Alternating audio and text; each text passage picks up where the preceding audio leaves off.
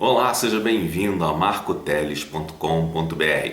Hoje eu quero conversar com você sobre algo importante e que é curiosidade de muitas pessoas. Muitas pessoas procuram entender o Apocalipse e às vezes não têm uma orientação que esclareça o que é o Apocalipse. Algumas pessoas, irmãos em Cristo, até pensam que o Apocalipse é algo tenebroso, algo difícil, algo que assusta inclusive os crentes, mas não é. O grande problema está nas interpretações. Portanto, eu vou tratar aqui do Apocalipse, fazer um resumão do Apocalipse, porque o assunto é muito extenso, né? Fazer um resumão tratando sobre o ponto de vista amilenista, né? E eu vou te explicar o que é amilenista. Não é que não exista um milênio, significa que o milênio não é literal, de 1000 anos exatos, é um milênio simbólico. Então, eu vou explicar sobre esse ponto de vista, tendo o milênio como milênio simbólico. Se você tem uma outra visão, como pré-milenista, pós-milenista, dispensacionalista, seja o que for, você pode continuar assistindo o vídeo para aprender como é que se pensa de uma outra forma, ou simplesmente para verificar, para acompanhar, para melhorar seu conhecimento e relembrar alguma coisa, né? Mas não fique chateado se eu falar aqui de alguma coisa que de repente vá contra seu ponto de vista, que seja pré-milenista, por exemplo. Porque as interpretações não são o mais importante.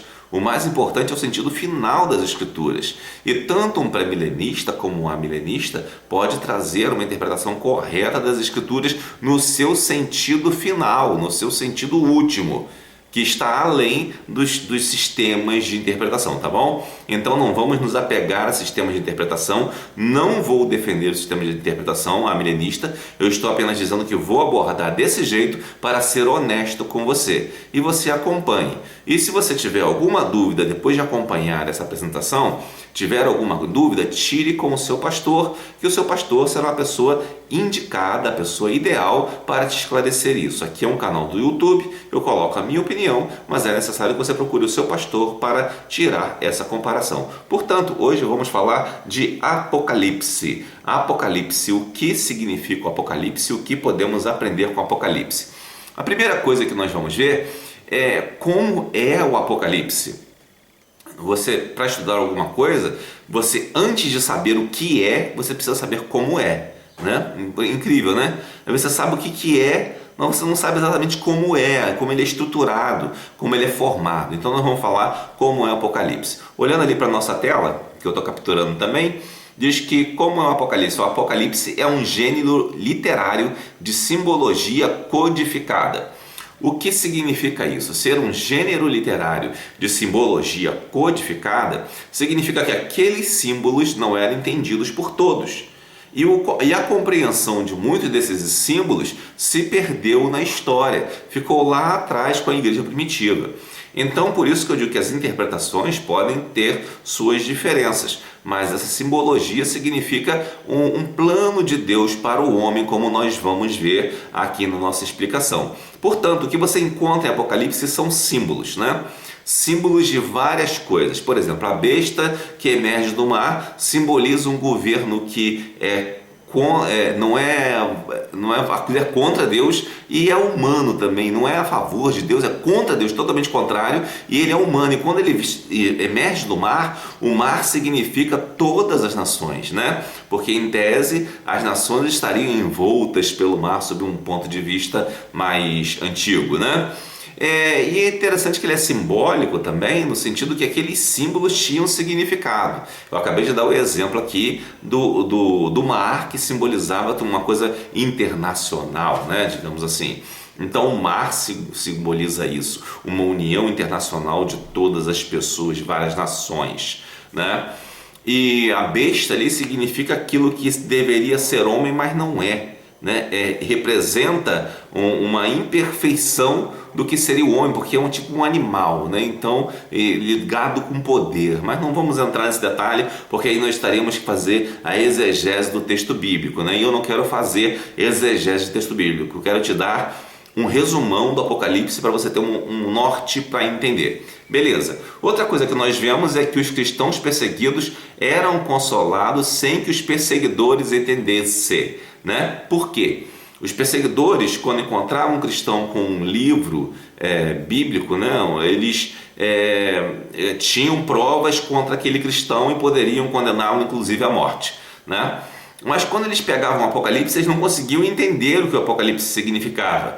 Mas o Apocalipse estava narrando toda a história até a vinda do triunfo de Cristo, sem que um soldado romano ou qualquer outra pessoa que não fosse do círculo dos cristãos pudesse entender do que se tratava aquilo. Portanto, o Apocalipse ele não só é codificado, como também é cifrado, ou seja, o código dele é cifrado no sentido de ter uma senha que você tem que conhecer. Não é aquele símbolo normal que você olhou e entendeu. Por exemplo, um ícone que você usa no computador. Quando você olha para o ícone, você sabe o que aquele ícone quer dizer, do que é aquele programa que está ali.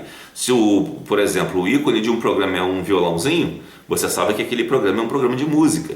Então, é um ícone que tem uma ligação direta. Ao passo que os símbolos do Apocalipse, você precisava ter um conhecimento prévio para saber do que eles falavam, né? E, entretanto, agora já que sabemos como é formado mais ou menos o Apocalipse, né, vamos entender o que é o Apocalipse. O Apocalipse é a revelação da providência divina para os cristãos de todas as épocas. É isso mesmo. O Apocalipse não é só para o futuro, não é só para o fim do mundo. É para os cristãos de todas as épocas, de todo o tempo em que vivemos, né? E que viveremos e que vivemos já no passado. Os cristãos antes de nós e os que possivelmente virão depois de nós também, caso Jesus não volte até lá. Certo? Então o Apocalipse ele mostra a providência de Deus para salvar os cristãos da adversidade provocada pelo homem da iniquidade, pelos anticristos que atacam a igreja. O Apocalipse também é consolo na tribulação, ou seja, Jesus disse: no mundo tereis aflições, mas sende bom ânimo, porque eu venci o mundo. Ou seja, você como cristão terá muitas tribulações, terá muitas dificuldades. E o Apocalipse foi escrito exatamente num período onde os cristãos passavam por uma grande tribulação. Não é aquela última grande tribulação, mas era uma tribulação terrível, né? Assim como hoje os cristãos são sacrificados, recebem tiros, são degolados pelo Estado Islâmico lá no Oriente Médio. E isso aí nós vemos que é uma perseguição, ou seja, um operar do anticristo. O islamismo é um operar do anticristo através do ISIS, para que venha a perseguir os cristãos. Esses cristãos já estão em tribulação, ou seja, a tribulação contra os cristãos ela não é uma coisa que vai acontecer só no futuro, ela acontece hoje. Só que o que o Apocalipse fala, Tessalonicenses também e outras cartas, é que essa grande tribulação será uma tribulação tamanha e será final, de tal forma que se aqueles tempos não fossem abreviados, nenhuma alma se salvaria.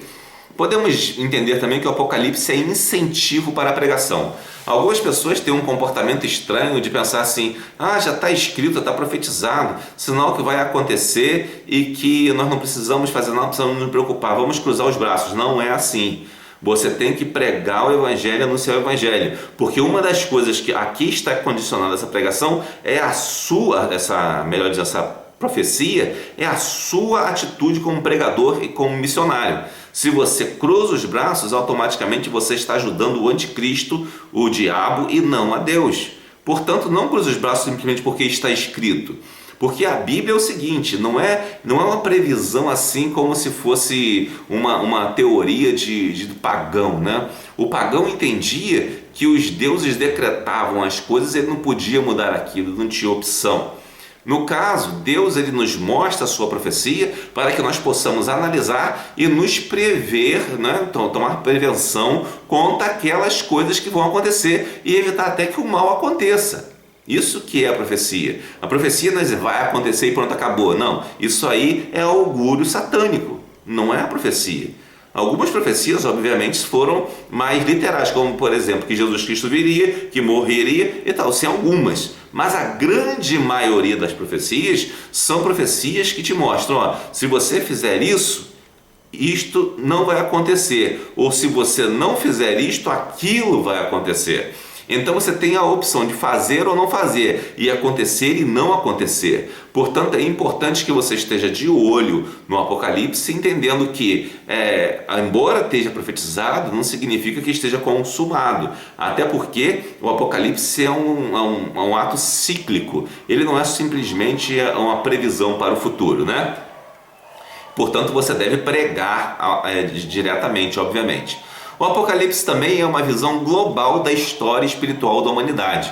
Poderíamos dizer que dentro do Apocalipse se inclui um tipo de filosofia da história para o cristianismo, né? O Apocalipse tem mais ou menos isso, né? Aquela noção do cristão sobre como seria a filosofia da história. E por isso o cristão muitas vezes não age bem, porque desconhece o Apocalipse. Desconhece coisas que estão orientadas desde sempre por Deus e que acontecem ciclicamente na história. Vou te explicar uma coisa. Tem algumas concepções que dizem que a história é uma linha reta, né? Tem um início e tem um fim. Outras, como os antigos gregos, eles acreditavam que começava aqui, vamos supor que todo tempo tivesse 100 anos, né? É uma suposição meramente. Então ela começava aqui no zero, ia subindo 10, 20, 30, 40, 180, a 50 mais anos, até chegar no zerar de novo. Quando zerasse de novo, começava a correr tudo de novo. Só que o que acontece? Se aqui no ano 1 nasceu o Zé, né, e o Zé foi carpinteiro, e o Zé foi pai de Maria e por aí vai, ia correr o tempo todo, o Zé ia morrer, ia passar aqueles 100 anos, quando chegasse aqui o Zé ia acontecer toda a vida do Zé ia se repetir de novo, né? E passava mais 100 anos e voltava, o Zé se repetia novamente toda a vida. O Zé tinha um destino traçado, né? Isso seria a ideia. No caso do bíblico não é assim, você não tem um destino traçado, né? É como alguns dizem, que é como se fosse uma espiral. Há um círculo sim que se volta a um processo cíclico, mas ele vai sempre avançando, nunca é o mesmo. Aqui, por exemplo, vamos supor que há uma conversão, há uma perseguição, há uma mudança, há uma intervenção de Deus, mas a pessoa que muda, que recebe isso aqui é o João, lá na frente é o Zé, depois é a Maria, depois o Antônio. Nunca é a mesma coisa, certo? Nunca é a mesma coisa. Nunca vai ser sempre o Zé, certo? Então não é isso. Então o Apocalipse, ele não te dá base para você cruzar os braços, muito pelo contrário, porque a sua história pode ser uma história totalmente nova e totalmente feita de forma diferente. De fato na verdade, né? Continuando, podemos perguntar por que o Apocalipse é difícil. A primeira coisa que eu quero dizer é que o Apocalipse não é difícil. O Apocalipse não é nada difícil. O que é difícil, que faz o Apocalipse parecer difícil, são as interpretações. Existem várias interpretações do Apocalipse. Algumas fogem das Escrituras e são até, vamos dizer assim, heréticas, né? Fogem das Escrituras. Outras têm suas divergências, mas são aceitas de um modo geral entre os cristãos como aceitáveis, como possíveis até, embora não se feche mais com uma corrente ou outra teológica, né? E o Apocalipse é a continuação do plano de salvação na vida do crente para a santificação. Ora, o plano de salvação é aquele plano que Deus preparou para o homem para ele ser salvo. O homem veio, né, à terra, né, ele morreu, pecou ali no Jardim do Éden e o pecado entrou no mundo. Deus enviou Jesus para que Jesus salvasse o homem do pecado. Esse foi o plano de salvação de Deus, resumidamente, né? Tem um livro, inclusive, um recurso didático, melhor dizendo, usado para ensinar o plano de salvação para crianças, que se chama O Livro Sem Palavra, que são páginas coloridas, né? A primeira página, digamos, é branca, ou não lembro se é branca, acho que é dourada, que representa uma época dourada do homem, onde o homem estava no paraíso. A segunda página é preta, porque significa a escuridão do pecado que entrou na vida do homem. A terceira página já é vermelha, quando Jesus morre por nós e nos transforma em novas criaturas, substitui o nosso pecado na cruz do Calvário. A quarta página é branca, que significa que estamos limpos do pecado. E alguns livros têm outras páginas de outras cores, né? Mas essas são as básicas, né? Então você pode entender aí que o plano de salvação constitui nisso para todas as pessoas. Mas e depois de salvo? Existe um plano para você definido por Deus? para mim também, para todos os crentes de modo geral. Existe um plano de salvação para todos os homens que são ímpios e existe um plano também para os ímpios. Eu chamo isso de plano de santificação. Eu não sei se tem um outro nome, provavelmente tenha, mas eu chamei aqui para nossos fins didáticos de plano de santificação, porque automaticamente quando você acredita em Jesus, você caminha para a santificação. Algumas interpretações, voltando para as interpretações, nem todas são válidas, algumas inclusive são malignas. Quando, por exemplo, prevém a data da vinda de Cristo, como por exemplo aquele Jim Jones que seguia, era um espião russo da época do comunismo e que estava infiltrado nos Estados Unidos numa igreja pentecostal e criou uma série de seguidores que foram para a Guiana, se não me engano, francesa ou inglesa, e lá eles se suicidaram tomando veneno oferecido por Jim Jones no cálice de vinho. Ou seja, aquele cara usando interpretações apocalípticas misturadas com comunismo acabou gerando esse tipo de coisa. E além disso, também as interpretações são malignas quando levam as pessoas a criar uma comunidade ascética, ou seja, aquela comunidade daqueles caras que não se misturam com ninguém, não se misturam de forma nenhuma e para se manterem santos, como se a santidade dependesse de você estar fora do mundo. Não, a santidade é você estar no mundo, mas não ser do mundo. Isso que é a santidade, é você estar no mundo, mas viver como quem não é do mundo. E outra coisa também é que essas interpretações são malignas quando produzem uma obediência cega a um líder. Já repararam que algumas pessoas seguem assim de forma cega, né? Até fica uma cacofonia aí entre as duas palavras, se dirigem no caminho daquele líder sem observar o que está acontecendo. Aquele líder é tudo para ele, é uma cegueira espiritual. A pessoa segue aquele cara. Isso aí, quando vem de uma interpretação geralmente apocalíptica, é maligna, com certeza. E heresia, né? Obviamente. As interpretações que são aceitas como verdadeiras, piedosas, que são coisas de crente, são são 4 basicamente. São o pré-milenismo histórico, né? O pré-milenismo que chamamos de dispensacionalista, o pós-milenismo, que poucos seguem atualmente, e o amilenismo, essas 4 correntes. Eu não vou entrar em detalhes aqui, isso aí você pergunte ao seu pastor, tá? Porque isso aqui é um resumão e não um livro extensivo ou um vídeo extensivo. Quem sabe eu faço um livrinho sobre isso e boto na Amazon para você. Se você achar que é uma boa ideia, comenta aí, quero o livro na Amazon. Aí eu escrevo com detalhes, com mais detalhes e boto lá para você de repente adquirir o livro, certo? Então vamos lá. Temos uma cronologia dos planos de salvação e santificação. Eu misturei meio que os dois aqui para você ver como funciona. Primeiro, começa com a queda de Satanás, né? Satanás caiu, conforme está em Apocalipse também, levou 1/3 dos anjos com ele, né? Que se tornaram os demônios. Satanás não criou nada, ele simplesmente fez com que outros anjos caíssem também, que são os demônios.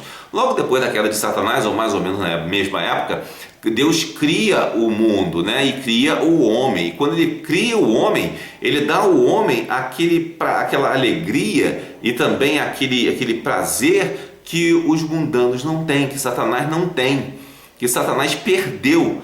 Deus cria o homem, façamos o homem a nossa imagem e semelhança e domine ele sobre os peixes do céu, as aves da terra e tudo o que anda pelo mar, né? Então ele deu poder aos homens, né? Deu o poder de governar, o que Satanás não gostou. O Satanás ficou extremamente ofendido, porque Satanás queria ter o poder de Deus, e logo o homem vai e recebe o poder de Deus, uma criatura menor do que os anjos até, né? Então, porque a Bíblia nos diz que fomos feitos um pouco menores do que os anjos. Então isso significa que se nós somos um pouco menores do que os anjos, Satanás nos considera inferiores a ele. E ele não engole a ideia de que nós tenhamos recebido de Deus a honra de cuidar da criação. Por isso ele é contrário a você, porque na verdade o homem, o ser humano, é a derrota total de Satanás.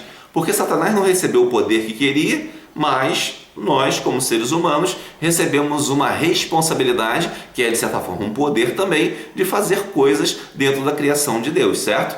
Então isso aí, por isso está o ódio de Satanás pelo homem. Outra coisa que nós podemos ver é a queda do homem, onde Eva foi tentada por Satanás, caiu, Adão caiu também, nós conhecemos a história, não vou estender muito sobre isso para não prolongar, e logo depois disso entrou o pecado no mundo, né? E o Satanás também engana as nações, o diabo engana as nações. As nações começaram a ser enganadas por Satanás depois desse período, tanto é que nós vemos que no período de Noé, praticamente ninguém se convertia, só Noé.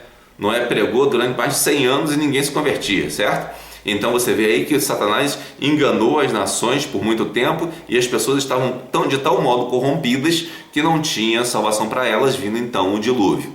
Nós vemos também isso nas outras nações antes de Cristo, que seguiam doutrinas de demônios e que não seguiam a palavra de Deus, mesmo que Romanos diga que eles são indesculpáveis, porque a glória de Deus se manifesta na própria criação. Então dá para se perceber que não tem por que adorar a águia, ou adorar o sol, ou adorar a lua, se existe alguém maior do que eles. Obviamente há algo maior do que o sol e a lua, e as pessoas não adoravam, preferiam adorar as criaturas ao invés do Criador.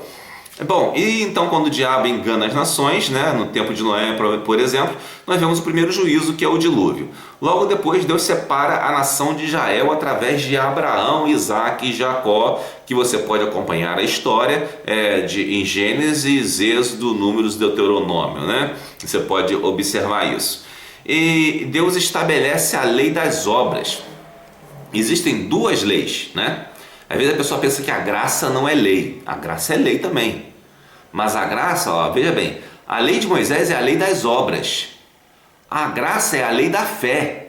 Ou seja, para os israelitas, eles cumpriam aquela lei porque bastava cumprir a obra para estar quites com Deus. Mas era muito mais fácil, era só fazer as obras. Fazia as obras que estava quites. Mas quando Jesus vem, ele morre por nós, ele nos traz a graça, e a graça é a lei da fé. Está lá em Romanos, eu vou botar o link aí na descrição. E essa lei da fé, ela é muito mais exigente do que qualquer outra lei, né? Do que a própria lei das obras.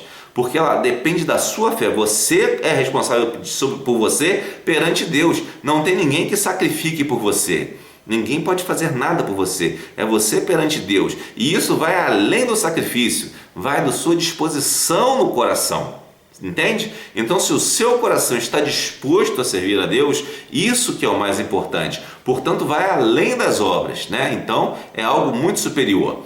E quando Deus estabelece a lei das obras, os israelitas, nesse mesmo período também, no período em que havia ainda a lei das obras, eles passam por por várias tribulações, onde impérios mundiais, né, Babilônia, Sírio, digamos o próprio Egito, se formos considerar, também o grego, né, e o persa, pelo menos o romano, afligiram bastante Israel, né? Aliás, o persa nem tanto. Na verdade, Ciro, o persa, foi usado para libertar Israel e trazer de volta para Jerusalém, né? Então, você vê aí que os israelitas passaram por uma tribulação durante um tempo que a gente chama de tempo do exílio. E nesse período surge uma esperança messiânica. Essa esperança messiânica é a esperança naquele Messias que está prometido em Gênesis 3,15, né? Que a descendência da mulher pisaria a cabeça da serpente. Então essa descendência, esse Messias já estava sendo esperado há muito tempo. E os profetas como Isaías, Ezequiel, Daniel falam desse profeta, além de outros profetas também.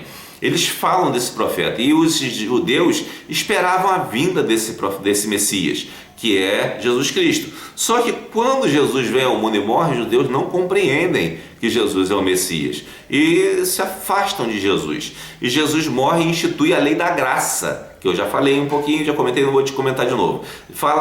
Institui a lei da graça, que é a lei de ter a sua fé e viver pela fé, e não viver somente pelas obras da lei ou pelo que a lei manda, né? Mas viver pelo que o seu coração está dizendo, um coração dedicado a Deus.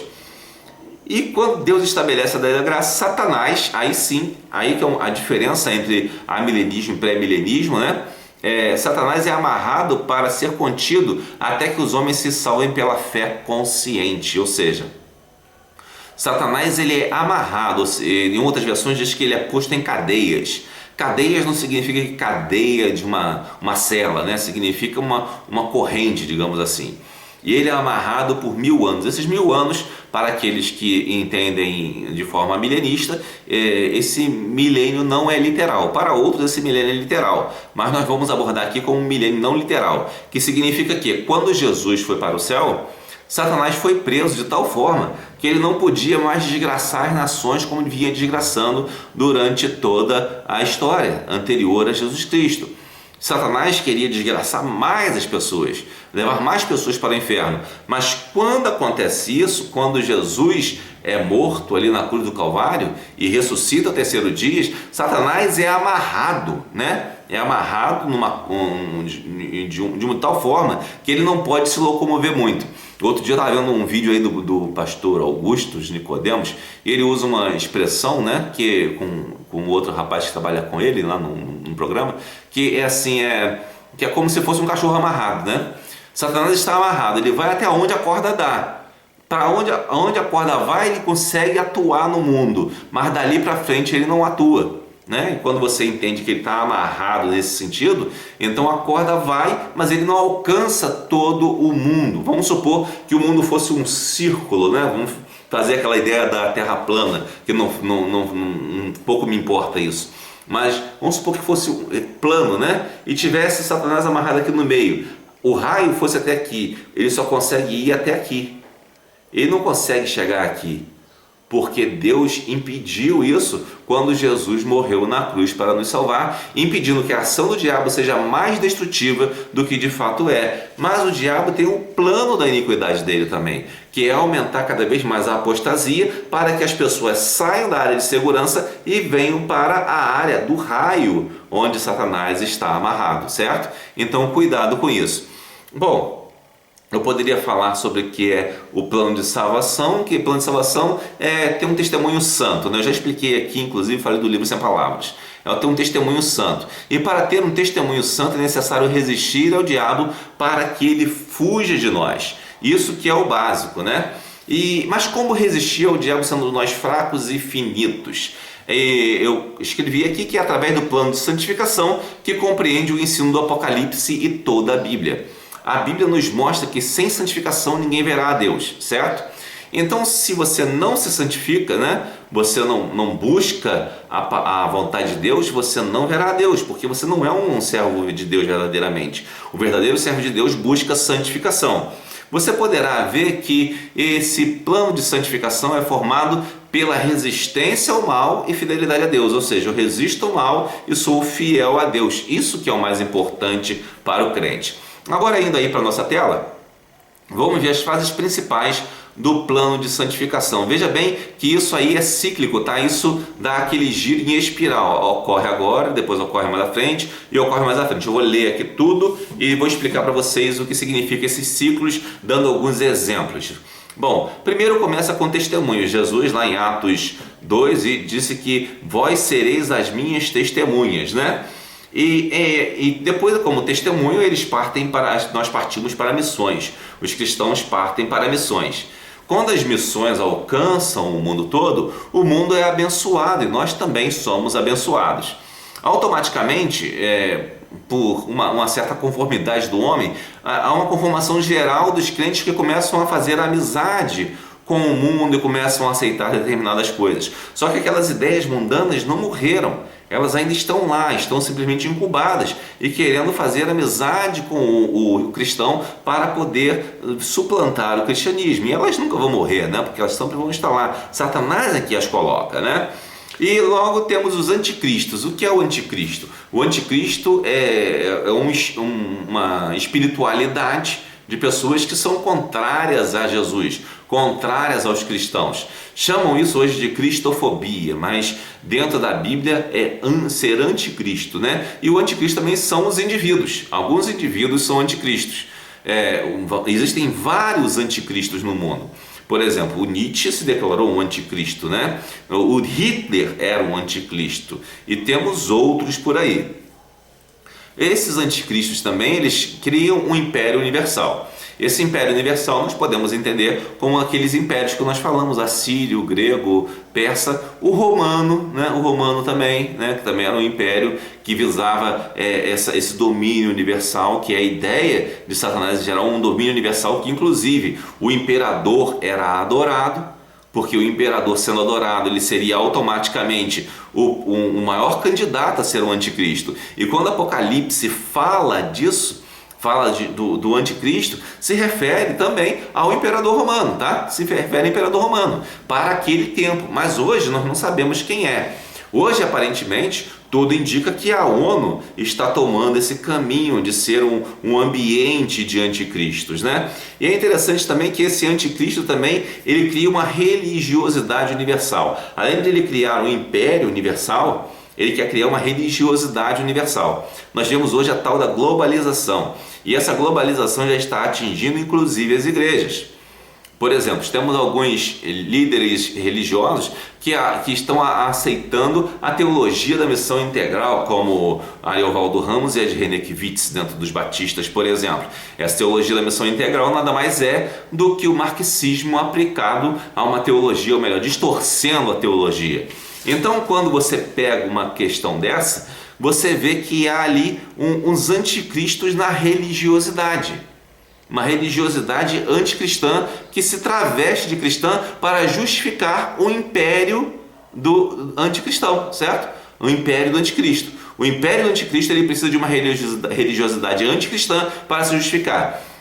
Falando de uma forma mais objetiva, mostrando em Apocalipse, o império universal, lembra que eu te falei que é aquela besta que sai do mar, né, com 10 cabeças, não sei, coisa assim, que é uma descrição complexa, e o anticristo da religiosidade é aquele que sai da terra e tem cara de cordeiro, 2 chifres como um cordeiro, ou seja, ele vai ser confundido com um cordeiro, como um bom pregador, como alguém de boa índole que está querendo o bem das pessoas. Então este é o anticristo religioso, né? Então o anticristo, ele tem representantes em várias áreas, né? Então tomemos cuidado com isso, principalmente você que é batista, tome muito cuidado com a teologia da missão integral, porque é uma teologia marxista e que já está prejudicando muitas igrejas e está afastando muita gente do evangelho verdadeiro. E não esqueça também que se nós deixamos que tais pessoas exerçam o poder e a influência que exercem e concordamos com isso, estamos colaborando para o progresso do reino da iniquidade e também somos anticristos, tá? Se formos fazer isso. Bom, e é interessante que os anticristos ainda geram escândalos e heresias, né? Os anticristos vão gerar escândalos, fazer confusões, né? Mas que escândalo? Falar do cara que é famoso e por aí gerar um buchiche, uma fofoca. Não é isso não. Escândalo aqui significa o cara se escandalizar de Deus. O cara vai olhar para Deus e não vai querer Deus. Como é que Deus pode fazer isso? Não tem gente que chega assim, que começa a estar na igreja fazendo determinadas coisas e logo depois se escandaliza porque algum irmão cometeu um pecado. Claro que vai cometer pecado, todos nós somos pecadores, né? E o irmão comete pecado, ele diz, não existe irmandade na igreja, prefiro ficar no mundo. Isso aí é um escândalo, né? E a heresia, esse cara às vezes nem se declara contra Deus, ele continua dizendo, eu sou cristão, mas não quero nada com o evangelho, porque igreja é isso e aquilo, né? Não estou me referindo àqueles desegrejados, porque existe uma infinidade de coisas, né, que se pode alcançar aí. E os anticristos ainda geram a apostasia e a heresia. A diferença entre apostasia e heresia é que a heresia, você está na igreja, está fazendo parte da instituição igreja, quanto instituição na terra aqui, qualquer igreja que seja, e de distorcer as doutrinas a seu próprio prazer. Ou acreditar em doutrinas erradas que tenham te ensinado, você já é um herege também, né? Mas a apostasia já é diferente, é quando você não quer saber nada de Deus, você nega Deus e procura o diabo mesmo, entendeu? Isso é apostasia, o cara deixa a comunhão com Deus para buscar a comunhão com o diabo, isso é apostasia, propositadamente. O herege, às vezes ele se afasta de Deus, mas ele nem sabe que está se afastando, ele está sendo enganado por Satanás na sua heresia também. Continuando ainda, temos os remanescentes fiéis que resistem. Remanescentes fiéis aqui é uma figura que vem lá do Antigo Testamento, são aqueles que aqueles crentes que continuam fiéis, apesar de haver uma apostasia em volta, os crentes continuam fiéis, continuam servindo a Deus, continuam servindo a Jesus. E esses resistem, né? Hoje de manhã, até eu estava falando sobre isso, o pastor Ângelo Manuel da Silva citou que Elias, quando foi convocado por Deus, ele disse: mas Senhor, eu sou um só. E ele lembrou muito bem que Deus falou assim: não, eu digo para você que ainda existem 7.000 que não curvaram seus joelhos a Baal. Ou seja, a gente às vezes pensa que está sozinho, mas pode ser que você não esteja sozinho. Pode existir 7.000 ou muito mais que ainda não curvaram seus joelhos a Baal, embora muitas pessoas estejam curvando seus joelhos a Baal hoje. E depois que esses remanescentes resistem, obviamente, os anticristos começam a atribular esses crentes, porque a vida desses crentes, a existência desses crentes frustra os planos dos anticristos, né? Então por isso eles procuram destruir os crentes de toda forma, como nós já citamos aqui, o Estado Islâmico e outros grupos islâmicos que matam grupos cristãos de forma absurda. E aqui no Brasil também grupos de esquerda que pregam contra o cristianismo como se o cristianismo fosse a maior desgraça da humanidade, né? Temos inclusive alguns aí que disseram que iam pegar em armas contra os cristãos, né? Pensando que são melhores que os outros, né? E na verdade eles dizem que são com esses coxinhas fundamentalistas, ou seja, aqueles que creem que a Bíblia é a palavra de Deus. Esses caras, eles usam a Bíblia, mas eles são exatamente como esses, são a religiosidade universal, aquela besta que surge da terra. E essa besta que surge da terra, ela quer agradar o Império Universal, que hoje está conformado aí pela ONU e pelos grupos de esquerda, né? Então você vê isso ocorrendo hoje. Se você for voltar mais atrás, você vai encontrar isso, por exemplo, na Segunda Guerra. Hitler era o anticristo, né?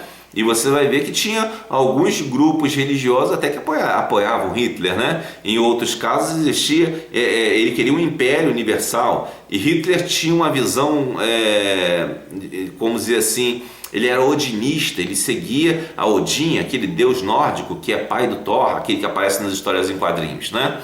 Então, cuidado com isso porque as coisas estão ligadas. Eu fiz essas duas citações de hoje e da Segunda Guerra para você ver que o movimento está ocorrendo, né? Então é uma espiral que está ocorrendo e vai continuar ocorrendo na história. Mas para isso nós precisamos resistir. E isto ocorre inclusive no Brasil também. No Brasil, há pouco tempo, estamos vendo, né, a questão da Lava Jato se desenvolvendo e muitas coisas ocorrendo e mostrando essa operação do erro que é de caráter mundial, né? Que chegou aqui no Brasil, levou divisas para países comunistas e destruiu a nossa nação economicamente. Bom, além da tribulação, depois que chega essa tribulação que é feita com os crentes, aqui no Brasil tivemos uma tribulação há pouco tempo em relação aos conceitos de família, né? E a doutrinação nas escolas, ainda existe essa tribulação, a doutrinação nas escolas e também outras coisas mais, como querer tirar poder dos pais, do pátrio poder sobre os filhos, né? Então colocando as crianças acima do próprio pai e da própria mãe, né? Então isso são planos de tribulação que o anticristo faz, e esse anticristo tenta a dominação total. Eles vão tentar a dominação total.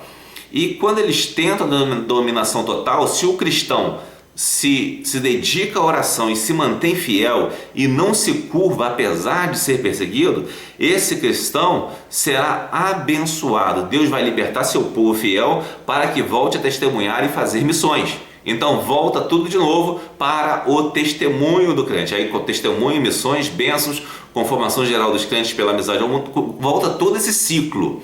Até que chega um dia que a apostasia será tanta, mas tanta apostasia que Jesus volta nos céus, né? Volta com poder e grande glória, né? Então todo olho verá, todo joelho se dobrará.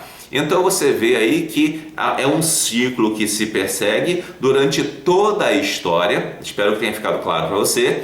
Aconteceu no Antigo Testamento com os israelitas, né? Que eles tiveram aquele afastamento, tiveram uma apostasia, depois retornaram a Deus, tiveram esperança messiânica, Jesus veio, e tudo isso nós vimos a Segunda Guerra aí, vemos essa ação da esquerda aqui no Brasil atualmente e no mundo também. Então nós vemos que estamos num período de apostasia e de tribulação também, mas existem os remanescentes fiéis. Esses irmãos, por exemplo, que são degolados e recebem tiros na cabeça pelo Estado Islâmico, eles são remanescentes fiéis.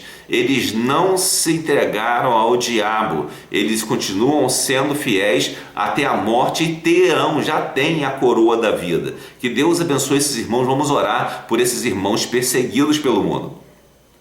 E quando ocorrer a grande apostasia, né? Quando ocorrer essa grande apostasia que quebra o laço, porque vem a mola assim e depois ocorre a grande apostasia. Quando ocorre a grande apostasia, isso que era espiral torna-se reto, né? Que vai ser o seguinte: Deus abreviará aqueles dias por amor aos últimos salvos, como fez com Noé. Noé, quando estava pregando lá naqueles dias, né? Às vezes os fariseus pedem um sinal a Jesus e Deus mostra que assim como Noé vivia, né? Eles dizem, só darei o sinal de Jonas, e cita Noé também em outro texto, né? Mostrando que como Noé pregava e ninguém se arrependia, assim será nos dias do Filho do Homem, da vinda do Filho do Homem. E quando Jesus vier, aquelas pessoas que não ouviram a pregação, que só tinha Noé de pregador, ou seja, já tinha tão pouca pessoa, porque se ele não fosse salvo, ninguém mais se salvaria, né? Então significa aí que existe um limite mínimo para cristãos, né? A gente não pode dizer qual é esse limite mínimo, só Deus sabe a possibilidade de cada um. Por exemplo, quando Abraão fala de Sodoma e Gomorra com Deus, né, que Deus diz, vou destruir Sodoma e Gomorra porque há muita sodomia, muito pecado ali. E Abraão tenta conversar com Deus dizendo, Senhor, se tiverem 50, se tiverem 40 justos, Jesus, não vou destruir. Se tiverem 10, eu não vou destruir. Ou seja, o mínimo chega uns 10, uns 5, né? E Deus já consegue evitar a destruição, mas há um mínimo que só Deus vai saber qual é. No tempo de Noé, o mínimo era um, que era o próprio Noé e sua família, né? A família de Noé, nós não temos uma notícia muito certa de deles terem se convertido, mas que Noé era justo, era. A família de Noé aparentemente foi salva pela própria pureza de Noé, né? Por serem família de Noé. Bom, e apesar de Jesus abreviar esse tempo para que os salvos não sofram mais a tribulação e para que todos se salvem, né? Apesar de ser um tempo abreviado, ficará claro por uma tribulação como nunca ocorreu no mundo. Essas tribulações que nós estamos vendo até hoje, ainda não chegou a grande tribulação. A grande tribulação será pior do que tudo o que nós vimos até hoje. Por incrível que pareça, será terrível. E será de tão grande que Jesus terá que terminar essa grande tribulação. Será o ataque final de Satanás com todo o ódio possível com seus anticristos contra o cristianismo, contra os cristãos verdadeiros, que são fiéis e que não mancharam as suas roupas de forma estranha, mas que lavaram elas no sangue do Cordeiro. O anticristo também governará o mundo por um pouco de tempo. Depois disso aí, ele vai governar por um pouco de tempo, um pouquinho, que é quando ele será solto da corrente, né? Liberto depois desses 1000 anos. Ou seja, os 1000 anos são um período em que a igreja está pregando o evangelho e salvando vidas. E quando as vidas não se salvam mais, quando há a grande apostasia, aí Satanás é solto, porque não faz sentido manter ele preso ali, já que está todo mundo em volta dele, as pessoas chegaram perto dele, então ele está solto. Então ele é solto por um pouco de tempo, domina por um pouco de tempo, mas Jesus volta. E quando Jesus volta, ele volta de forma visível, de uma vez só, e todo mundo vê, tá? De forma visível por todas as pessoas, ao mesmo tempo, e todo mundo vê. Quando Jesus volta, você vai ver lá em Tessalonicenses, que Jesus faz o seguinte: Jesus, ao mesmo tempo, ele cria um novo céu e uma nova terra, que seja, os elementos ardendo se fundirão, né? Ou seja, muda-se toda a natureza, né? Ressuscita os mortos, ou seja, os ímpios que morreram sem Cristo e os que morreram com Cristo. Os que morreram com Cristo ressuscitarão primeiro e vão encontrar-se com Jesus nos ares. E os salvos que estão vivos serão arrebatados para céu, serão transformados e arrebatados na vinda de Jesus. Isso vai ser na hora, como um ladrão na noite. É assim que vai ser, não acontecerá de repente. E ainda Jesus fará o seguinte: julgará a todos, inclusive os cristãos. No que significa isso? Significa que ele vai mostrar: você foi salvo, mas o seu juízo era isso. Você tinha o pecado X, Y, Z, mas você está salvo pelo sangue de Jesus, apesar dos seus pecados. E aquela pessoa é salva. O ímpio vai dizer: você tem um pecado X, Y, Z e você não está salvo. Então você vai para o inferno. É simplesmente isso. O julgamento é simplesmente uma declaração da justiça de Deus, certo? Não que precise, digamos assim, fazer isso literalmente, mas Deus está mostrando a nós que não conseguimos entender por que Ele fez aquilo e qual é a graça dele, qual é a extensão de sua graça e de sua justiça. Mas isso vai ser para nós entendermos naquela época, e não porque Deus queira provar nada a você ou a mim, mas porque nós não conseguiríamos entender talvez, mas porque Deus vai mostrar a você e você vê: é verdade, eu tenho esses pecados, e como eu tenho esses pecados, Jesus me salvou, eu estou no céu graças a Jesus. Ou o outro que for ímpio vai dizer: é verdade, eu tenho esses pecados, eu não tenho nem desculpa, tenho que ir para o inferno, e ele não vai ter como fugir, certo? Então aí vimos algumas coisas sobre um resumão do Apocalipse. Quis trazer esse resumão aqui para você, que eu acho que é muito interessante, porque me parece que o Apocalipse é muito apanhado de forma um tanto quanto incerta, né? Sem muita definição, porque existem muitas interpretações, e acaba que você ouve uma interpretação daqui, outra dali, e não vê qual é o cerne do Apocalipse. Então tentei trazer o cerne do Apocalipse, para você entender o que significa esse processo de santificação. O plano de Deus para a santificação dos santos, desses santos que pregam o Evangelho, que anunciam a palavra e que vivem. Espero que você tenha gostado. Se você quiser que eu escreva um texto e coloque na Amazon para você comprar um preço bem módico, né? Só por pouco dinheiro, R$2, R$3, qualquer coisa assim, escreve aí: ó, eu quero o livro, tá? E eu faço aí quando tiver um tempo e boto lá e te aviso aqui quando tiver o livro pronto, tá bom? Mas basicamente é essa ideia que eu queria passar. O resto era somente acrescido de mais ideias. Que Deus abençoe você rica e abundantemente.